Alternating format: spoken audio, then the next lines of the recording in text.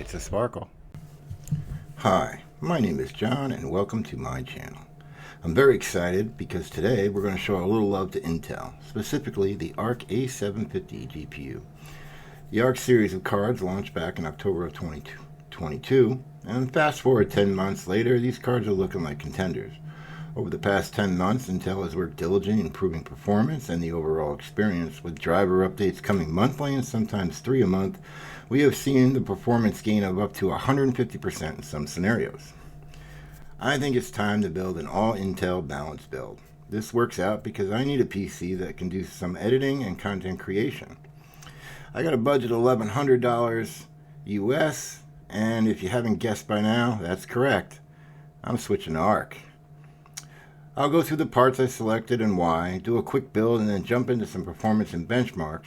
With that said, let's do a build. Let's start with the graphics card and processor.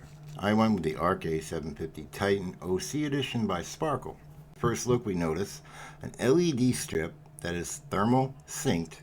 This allows us to easily monitor temperatures with a quick glance.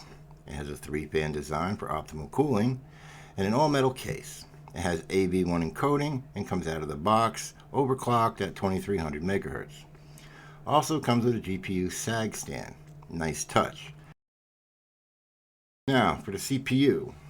The processor, I needed a CPU with integrated graphics so I could take advantage of the Intel Deep Link technology. So I went with the 12th gen i5 12600K, which at time of purchase was on sale for $199.99, so $200.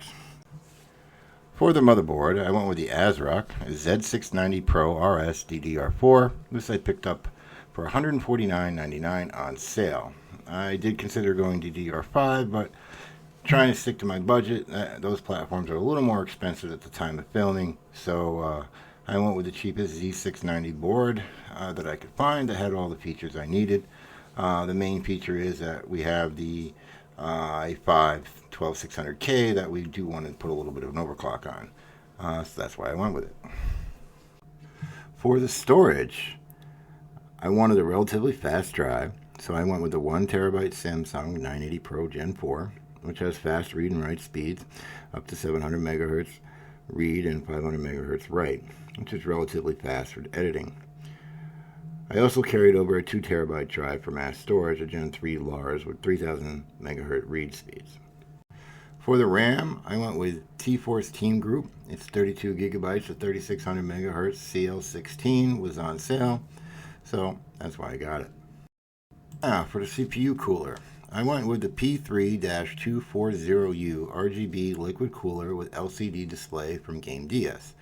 This cost me $127. Usually goes for $149. I used my Amazon points. It was really a personal choice. I just really wanted the LCD screen so I could monitor the CPU temps. I thought it looked good. For the power supply, we needed enough power to supply all the parts running at full load. Quick calculations, graphics card about 200 watts, CPU 125 watts, the CPU cooler they say up to 200 watts, so maybe another 100 watts for everything else. So need about 650 watts, so I selected Thermaltake Tough Power 750 watt 80 plus gold semi-modular. I want to leave some room for upgrades. It was on sale, $79.99. For the PC case, I went with the Raidmax X603 ATX. It has 4 pre-installed ARGB fans. I got the white version, and it comes with an ARGB hub. Again, a personal choice. It cost me $99.99. Here you have unlimited options. Just make sure your graphics card and your motherboard will fit in the case you choose. Some miscellaneous items. I picked up a set of Thermalrite 3-pack of fans, white ARGB for $15.39, and a set of white extension cables from Asia Horse as well, just to add a little bit of aesthetics to the case. All this came to a grand total of $1,097.13, right on budget. That covers the part list. Now let's do a quick build and see how she looks.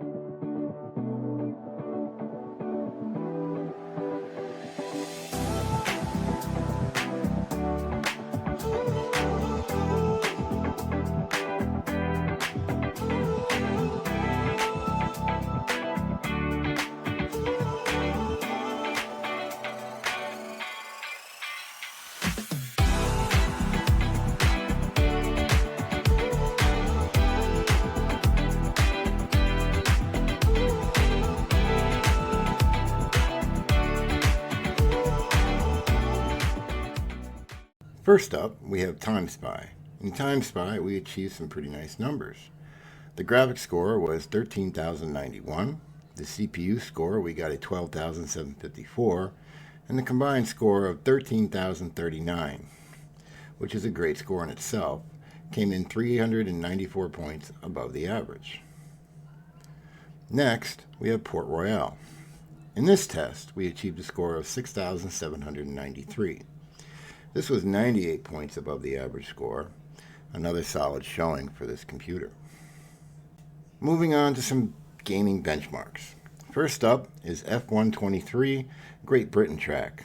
In Ultra settings, the ARC A750 Titan outperformed the RX 6600 by 18 frames per second, or 11% better.